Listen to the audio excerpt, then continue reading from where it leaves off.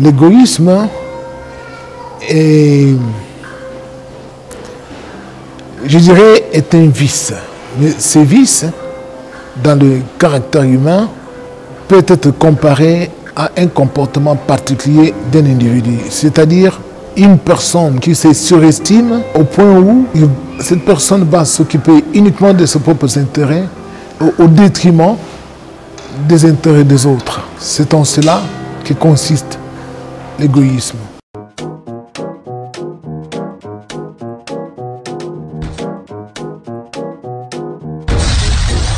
Bon, on n'est pas égoïste, mais on devient égoïste. La Bible nous enseigne que le cœur de l'homme est mauvais depuis sa naissance, hein, depuis qu'il est petit.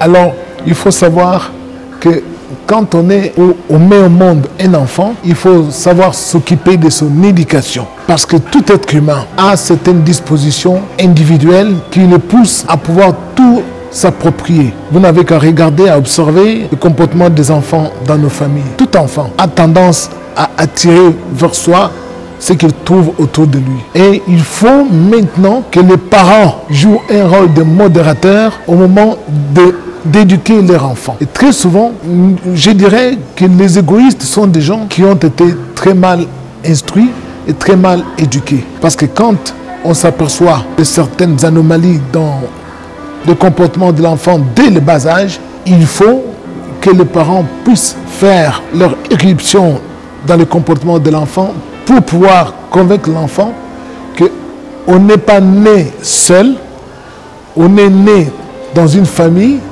et que les autres ont le même droit que toi, l'enfant qui vient d'arriver sur la terre. Parce que très souvent, nous ne dirons pas assez qu'un égoïste, c'est celui qui peut être considéré comme cet enfant merveilleux qui a grandi en faisant des rêves d'être surhomme ou suprême sur d'autres personnes. Alors c'est pourquoi il faut faire très attention. Lorsqu'on veut abolir l'égoïsme, c'est depuis le bas âge, pour que l'enfant s'acclimate avec l'entourage des autres, son comportement soit aussi intégré au comportement des autres dans la communauté, parce que dans la communauté humaine, nous formons tous un noyau. Sur le plan culturel, en ce qui concerne l'Église, nous avons déjà eu à décrier cela. Il y a des hommes de Dieu qui sont arrivés sur cette terre, qui se sont accaparés de tout. Alors que nous nous souvenons que l'apôtre Paul, lorsqu'il faisait des collectes partout où il allait, il ramenait tout, soit en Judée, soit à Jérusalem, pour aussi partager avec ceux qui étaient dans le besoin, ceux qui étaient des nécessités. Mais de nos jours, on s'est aperçu que la plupart des conducteurs des églises, après avoir fait des appels de fonds, se sont accaparés de tout.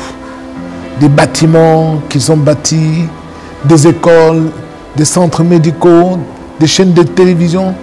Alors, il faut savoir que l'égoïsme ne cadre pas avec la foi en Christ. Parce que l'égoïsme, c'est, en d'autres termes, en latin, on peut appeler un égoïste comme un égocentrique. Un égocentrique, donc égo, c'est moi. L'égocentrisme, c'est cet amour excessif porté vers sa propre personne. Un égocentrique, c'est quelqu'un qui voit que le monde, c'est lui. Et en dehors de lui, les autres n'existent pas. Alors, nous dirons même que ce sont des gens qui s'aiment eux-mêmes. Ils s'aiment tellement, et puis à se poser la question si réellement ils s'aiment. Parce que quand on s'enferme dans une bulle et on n'a pas de rapport tendre avec les autres membres de la communauté, on court toujours vers une catastrophe. Alors, tous ceux qui ont fait cela, mais qui se réclament de Jésus-Christ, sont privés de la grâce, même si ils ont un pignon sur rue, nous le voyons œuvrer par-ci, par-là. Mais ils n'ont plus la grâce de Dieu parce que Dieu, dans son évangile que Jésus nous a apporté, il nous a enseigné à vivre en symbiose avec les autres membres de l'Église, en mettant nos biens en commun, comme l'apôtre Paul, qui était notre apôtre à nous les païens, nous l'a enseigné. Et nous pouvons aussi remarquer que même dans l'ancienne alliance, un homme comme le roi David, on ne dirait jamais assez que c'est un homme qui est plébiscité dans la Bible, reconnu comme étant l'un des hommes préférés de Dieu, parce que cet homme, alors qu'il menait des guerres contre les Amalécites, qui étaient venus piller Ticlac, où était la famille de David, quand David s'est mis en poursuite des Amalécites, les ayant vaincus et a mis la main sur un grand nombre d'habitants, au retour, il y a eu des gens qui étaient avec lui, qui voulaient s'emparer de tout pour eux-mêmes. David avait dit non, il n'en sera pas ainsi. La part sera la même pour tous ceux qui sont descendus sous les champs de combat, et même pour ceux qui sont restés auprès des bagages. Il faut savoir que quand on est un leader, on est un grand responsable dans des communautés des hommes, pour développer une communauté convenablement, il faut savoir partager les revenus, il faut savoir partager ce qu'on a amassé ensemble. Mais très souvent, nous constatons que sur la terre, il y a certains leaders qui s'accaparent de tout eux-mêmes. Alors, ça crée des mécontentements dans la société humaine. Ça crée même des dissensions, des troubles, des divisions. Parce qu'il y a des gens qui sont insatisfaits. Si nous voulons introduire la paix parmi les êtres humains, il faut avoir cet amour du prochain. Parce que la charité excuse tout, la charité ne cherche pas son intérêt, cherche aussi les intérêts des autres. Et quand on a cet amour en soi, et véritablement, nous mènerons une vie paisible, parce que tout le monde trouvera son compte. Mais quand il y en a qui ne trouvent pas leur compte, ça crée des mécontentements. Et ça débouche parfois des règlements de compte, ou à la haine, à la vengeance, à des tueries. C'est un vice. Nous avons déjà dit que tout ce qui fait la entorse à la loi de Dieu, c'est ce qu'on appelle péché. Car le péché, c'est la transgression de la loi de Dieu. Alors, lorsque nous disons que l'égoïsme est mauvais, c'est que c'est totalement un péché. Parce que celui qui a l'amour des autres, c'est celui-là que Dieu agrée. Tandis que celui qui n'a pas l'amour des autres, il n'est pas agréable devant le Seigneur.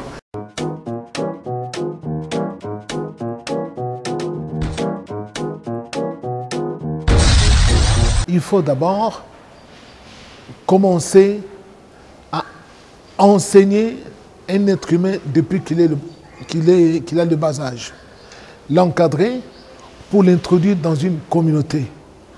Et ensuite, pour ceux qui ont déjà grandi, si nous voulons vraiment les intégrer dans la vie communautaire, nous devons leur enseigner à vivre avec les autres. Parce que souvent les égoïstes sont solitaires. Ils sont solitaires, et ils se rencontrent entre eux, et quand ils forment un groupe, c'est alors qu'ils prennent tout pour eux-mêmes. Alors, si nous voulons vraiment bannir l'égoïsme dans nos mœurs, dans nos sociétés, il faut, dès le départ, s'occuper des enfants pour qu'un enfant qui présente des dispositions de solitude, qui a tendance à s'isoler du groupe, du reste du groupe, et il faut déjà commencer à travailler à rôder ces comportements-là pour l'éradiquer totalement. Et un égoïste, c'est en quelque sorte un narcissique et qu'il faut soigner pour l'intégrer au reste de la communauté. Parce qu'il a l'impression qu'il est sur une autre planète et que les autres ne comptent pas, si ce n'est que lui-même.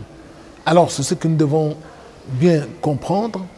Et si je peux donner un passage de la Bible, je donnerai le passage de Philippiens, l'épître de Paul aux Philippiens, chapitre 2, verset 4. Là, il est dit que chacun de vous s'occupe non seulement de ses propres intérêts, mais qu'il puisse s'occuper aussi des intérêts des autres. Je me souviens, Jésus-Christ ayant multiplié les pains, il n'a pas seulement donné à sa famille, à ses petits frères. Quand il a multiplié le pain et le poisson, il a dit, où sont les enfants de ma mère? Où sont les autres, tout ça? Où sont les gens de ma tribu, de Judas? Non, il a multiplié et avec cette abondance, il a mis à la disposition de ses disciples pour qu'ils puissent distribuer à tout le monde, à tous ceux qui étaient là-bas, toutes les tribus confondues, hommes et femmes. Et chacun avait mangé, s'était régalé, tout le monde était rassasié. Si nous voulons être vraiment meilleurs parmi les hommes, nous devons chercher à rassasier la faim de tout le monde. Non pas à rassasier seulement la faim de ceux qui nous appartiennent, de nos membres de famille. Si nous faisons ainsi, nous serons les chantres de la paix sur la terre et Dieu sera avec nous pour pouvoir nous bénir.